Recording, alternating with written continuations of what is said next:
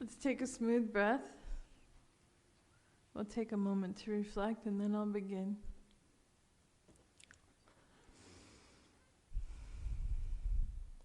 Spirit of life, we thank you for this day.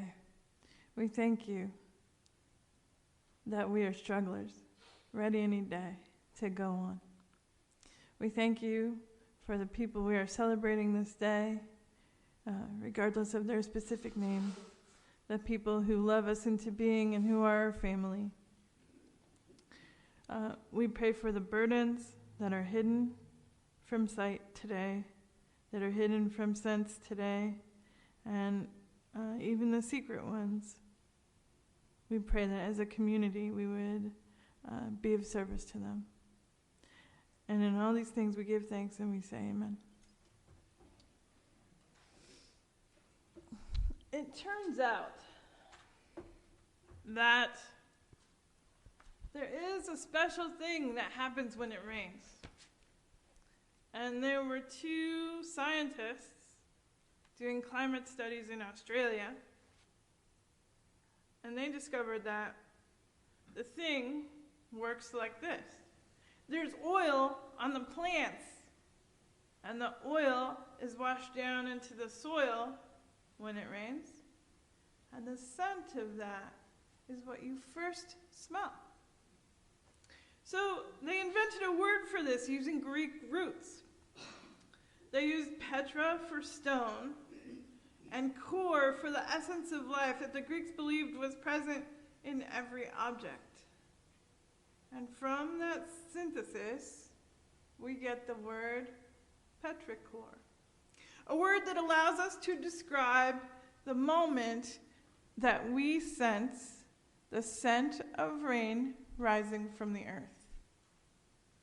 Today, we will use that same skill of applying words to sensations to talk about feelings, and specifically, the skill of empathy.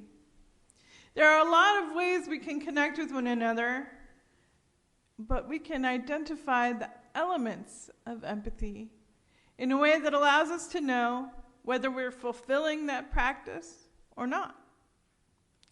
Leslie Jameson puts it this way: empathy isn't just something that happens to us, a meteor shower of synapses firing across the brain. It is also a choice we make to pay attention, to extend ourselves. It's made of exertion, that dowdier cousin of impulse. Sometimes we care for another because we know we should or because it's asked for. But that doesn't make our caring hollow. This confession of effort chafes against the notion that empathy should always rise unbidden. And in that way, the idea that intentionality is the enemy of love.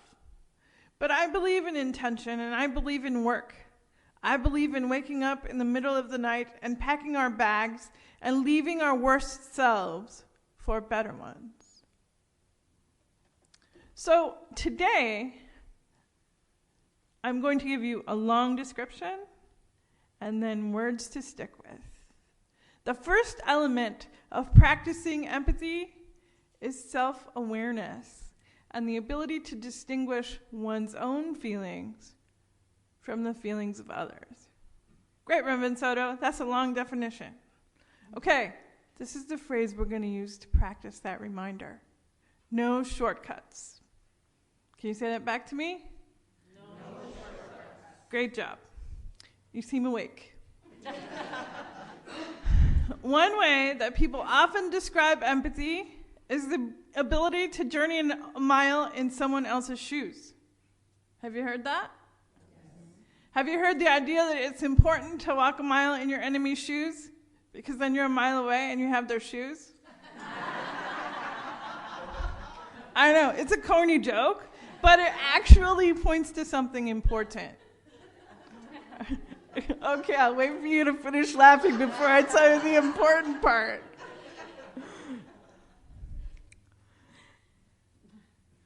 So, it's good to get in someone else's shoes. But how do you get back into your own shoes? Balanced empathy requires that you recognize and prioritize your own needs. Upon occasion, you may choose, and choose powerfully. It's correct to choose to put someone's needs before your own. But for people who prioritize others regularly without tending to their own needs, their empathy can get dull, like a butter knife, right? So in order to practice balanced empathy, you must assess your own needs fully and fairly. There must be times when you are your own first priority. Should I say that again? There must be times in which you are your own first priority. In that way, you have a well from which to care for others. Think of this example. There's a temple called Sanjusan Gendo in Kyoto, Japan. And there are 1,000 bodhisattvas of compassion. Those are guides or examples. And they are guarded by 28 fierce deities. The ancients knew that empathy, compassion, and loving kindness need special protection. Your needs and your truth matter. And you are the one who is charged with guarding them. Right? What does that mean? What's our phrase for this part? No shortcuts. Right. So you have to do the assessment, and you have to make yourself your own first priority at times. One tricky thing about healing practices is that we know them. I'm just going to start a timer. One time somebody asked me, or asked if I was texting. No, I'm busy. But I'm just starting a timer. So one tricky thing about that is you can know the healing practices, but you actually have to stop and do them. Right? Do you see that? So it's easy for us to say, but the core of these 3 elements of practicing empathy with intention is going to be that we slow down. Right? There's no relationship, there's no connection, there's no care that you want to give or receive that you have to speed up and rush about. Right? And it's countercultural to take that time and be that intentional. So that's something you just have to stake your claim in, that you're worth the time, that you're worth the intention.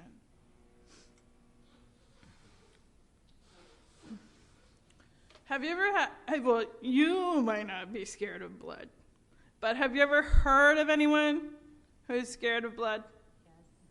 Anyone who has a hard time administering first aid? This is because, I'm not saying this as exactly true all the time, but one reason this can come up is that people are so overcome with empathy that they can't reach past that to their strength. So when you think about, am I being balanced? You can think about that. Whose shoes am I wearing right now? What resource am I using? If you're only relating to that person's feelings and not your own feelings, then you're not able to make your decisions from strength. Does that make sense? Yeah. All right. Well, we've briefly considered the effects of unbalanced empathy.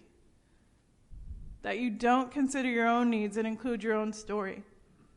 At the same time, and this is the tricky part, if you never consider situations from someone else's perspective, you're going to miss out on the life experience and insights that consideration has to offer.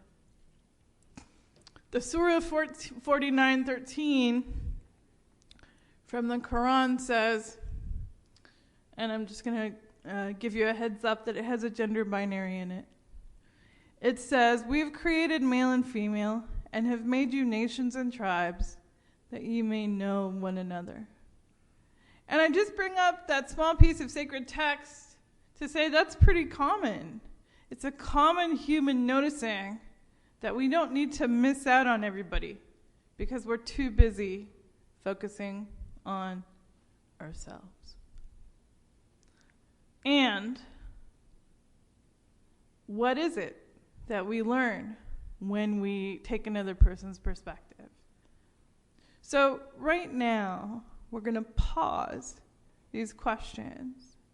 And what I want you to do, you might have to be a little ingenious, depending on your groupings. Just check in with someone. And what I want you to tell each other, you don't have to dig into your deepest personal business. But what I want you to do is think of someone who made a difference by deeply listening to you or by considering something from your perspective. For me, one year I taught in the jungle, and toward the end of the year, we had a burglar come in our home, and it was dangerous and frightening. And one of the administrators of the school where I was teaching took the time to listen to my story from the beginning to the end, right? And he did that more than once until I was done telling it. And for me, that made me feel like I could handle all the next steps, right? Of making police reports and talking to people and telling them I was okay. Because I knew that my story was really heard and that he really understood that it mattered to me and that I had been really scared. So that person's name is Chet. So right now, we're just going to take about 45 seconds, if that long. When you're back in your seat, I'll know you're done. I want you to turn to someone and let them know, one or two people who've really made a difference to you by considering from your perspective. Are you ready? Okay, go ahead. Tell your neighbor all about it. Just tell their name, actually. Don't tell the whole story. All right.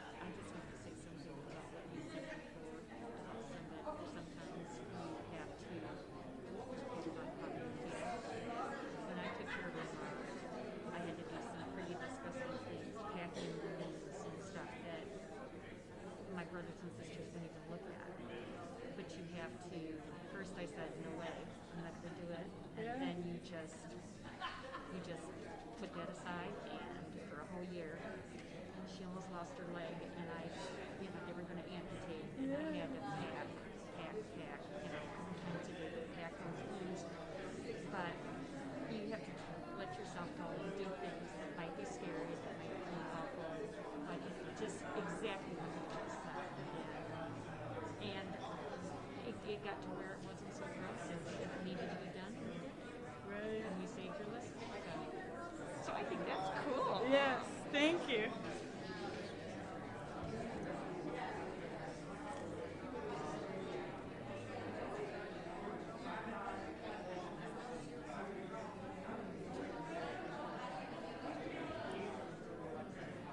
What do you think? Are you set?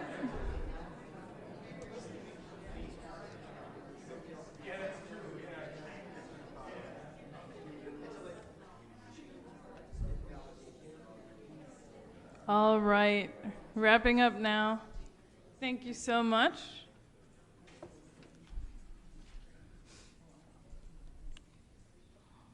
So I'm going to tell you a quick story about someone who considered something from someone else's perspective. It's about a little boy, and he went to the circus with his grandmother. He was really excited to go, and he really wanted to get his face painted. So he got in line, and he and his grandma were waiting. And then there was a little girl in front of him in line, and she turned around, and she said, "You can't get your face painted. You have too many freckles." Right? So then he was bummed out. He was sad. And his grandma saw, and she said, "Oh, honey, I don't think you need to worry about that. I think freckles are beautiful. And he said, really? And she said, yes.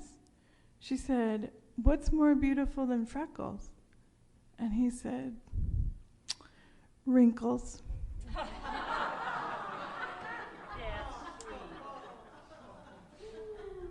Right? And it matters because everyone is always asking you that same question. Does my situation matter? Do I make sense? Do you see my personness? Right? So one of the things that you can offer when you are seeing a situation, when you are feeling a situation, when you are hearing that story, is that point of, yes. Even if I don't agree with the information, even if I don't agree with your decisions, I understand that you are having a real experience. And I am here to say, I am your witness. I am your witness. So, the thing about it is, we have a couple of things in our way. Someone tell me the last food that you had a craving for. Chocolate. I'm trying to be good, not eating gummy bears 24/7 anymore. That would be mine, right? And you can remember, right, that at times you just think, why isn't there any chocolate in this house? I'm going to the store, clearly, right? And there's a gap between that and the time that you just had dinner or just did something else related to food and chocolate is not on your mind. And you can't exactly remember what that was like, even though you remember it's intense. Scientists call that the hot-cold gap, right? When you're in the craving, it's super intense. When you're a little ways away from it in time or experience, it doesn't seem like it was that big a deal. That's why we don't go to the grocery store hungry, right? Because it doesn't matter what you have at home if you're at the store hungry. It's the same thing. So the way empathy works in that way is that the last time you had that struggle, you related to it pretty closely. The last time a telemarketer called your house, the last time you got a high electric bill, the last time someone didn't communicate with you clearly and you were confused, all the ordinary things. But if it's been a while and someone else says to you, I got a speeding ticket, it wasn't my fault, I'm so upset, then you're cold from that experience, right? And you have a gap. So you have to be intentional to say, not just how would I feel about that, but how do I think they are feeling about that? And that's how you get out of your shoes into their shoes, which is the practice specifically that we're talking about. Another block that we have when it comes to this practice is related to that idea that when you have the experience, it's very vivid, and when you're not having it, it's not. It's the way we make a face. You're like, Reverend Soto, please say more. Don't worry, I'm about to. What I mean by that is that when you are using your muscles to make your face look happy, you have a better chance of having that happy experience. And we have to practice not just that, but also notice that when our face is feeling sad or making sad motions, we're likely to have a sad experience. And the same thing is true for other people. If their body is tense and guarded, they're probably having a tense experience. And you know what that's like. You've had one before. So, because we have a lot of things going on all the time, we're always a body and a person inside that body. We need to be responsive to the way our bodies are doing and the way other people's bodies are doing. There's not a way to have an ethical spiritual practice that's separate from how your body is working. Does that make sense? Because if your body is having a struggle, for example, if you go to a place, like say a congregation, where you don't know that many people and you're new, you're trying to hang out at coffee hour, you might be having a body experience of anxiety, feeling sweaty, feeling nervous. And so, one of the things that helps is if people make a lot of happy faces at you, right? Because then you might make some happy faces back, and your body will have a changing sensation. So I can tell you, hey, it's really good to be nice to new people. And when you know the practice that we're talking about, then you can check in with yourself and be like, hey, am I doing my practices? And so that's why it matters. Because it's not really enough to say, hey, don't turn the mice out into the rain. Hey, use your empathy. Hey, chill out when the turtle soup goes bad. Right? Like some stuff is not going to go perfectly. And we just slow down to actually achieve connection with what's happening. But when we don't slow down, that's when things get complicated because we're not able to use our steps and our skills. So let's review a bit. What's the first tip that we said? No shortcuts. That means you have to prioritize yourself as your own first priority at times. Not all the time, but sometimes. The second one is being balanced in our empathy. So when we are taking no shortcuts, doing our steps, and we look at things from other people's point of view, what did we say we have to do? Yep. We have to try on their shoes. So not just how would I feel about it, but also how would they feel about it. So the first one is no shortcuts. The second one is try on their shoes. And the third one is to actually measure the effect. So I'm going to tell you about an experiment. You've probably heard it before. It happened in 1963. In the golden age of experiments. No, not really. Well, kind of. When it comes to psychology, it sort of was. I don't know if anyone else calls it that, but there was a lot happening at that time. And so, this person named Stanley Milburn was at Yale. And he set up an experiment that was cruel. And the way he set it up was that the people coming to the experiment thought that they were giving electric shocks to the people that were being tested. But they weren't real electric shocks, which is good. And I'll tell you why in a second. So they were set up to have shocks administered by the people that were being tested. But the people didn't know that. They thought the people getting the shocks were being tested. Do you see that? So there's the people giving the shocks, the people getting the shocks. And what happened was there were people that were dressed up in lab coats, looking very authoritarian, saying, give the person more shocks. And the people giving the shocks said, okay. 65% of the people being tested gave the people shocks, even when they acted as though they were passed out or were screaming in pain. Why do you think that happened? It's because they didn't use their empathy, right? And so not only does it matter for us not to take shortcuts and for us to try on other people's shoes, but we have to regulate what we do with our feelings. So you have to check and see what's happening in front of you.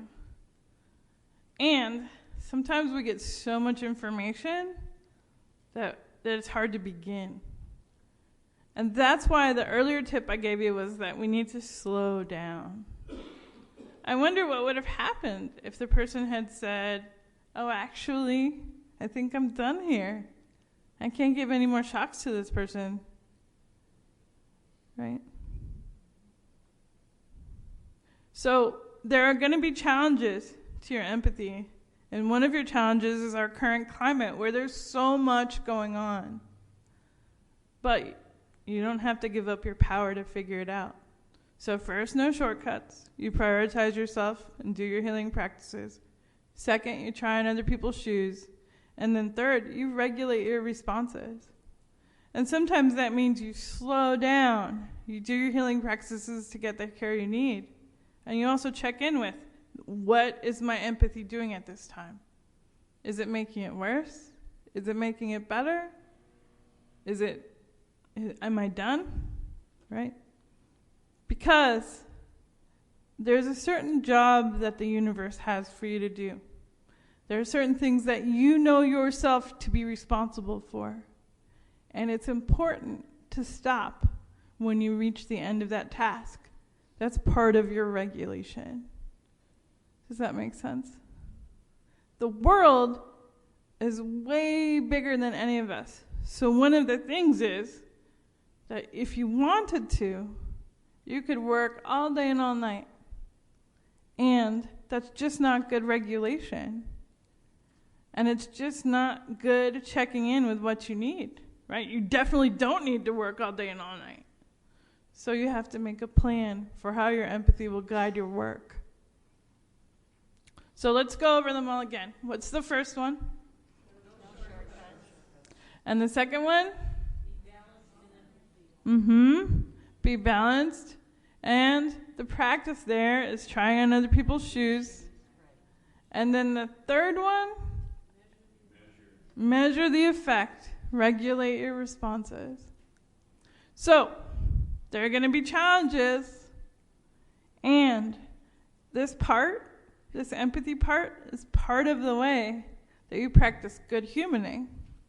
So you want to pay attention to it and take care of it and grow your empathy. And remember that if you overtax it, it might get dull. Do you feel like you have a good set of steps to choose from? All right. Well, we'll follow up on this. But since we're able to identify the elements, we have a better chance of putting them into practice.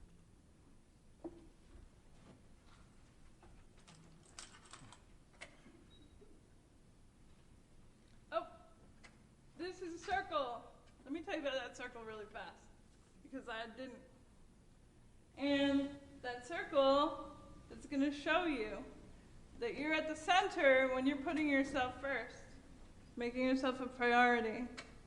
And then the people who are being supported in this way, for example, if you're helping someone who's having a hard time, or if you're having time where you're first, the support goes to the center of the circle, and then complaints or other burdens go out of the circle.